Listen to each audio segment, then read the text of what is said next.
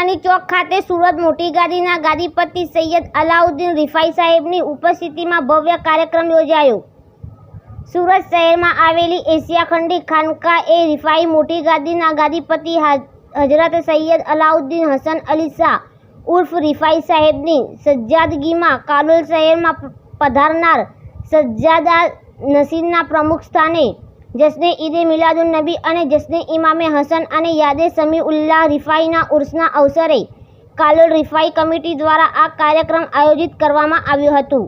જેમાં રાતીબે રિફાઈનો જલાલી જલસો રાખવામાં આવ્યો હતો અને આ કાર્યક્રમમાં સુરત શહેરની ખાનકાહ અને કલા મોટી ગાદી સદર હઝરત લતીફુદ્દીન શાહ રિફાઈ અને લતીફુદ્દીન શાહ રિફાઈ સાહેબના પુત્રો હજરત પીરઝાદા સૈયદ ગૌસુદ્દીન રિફાઈ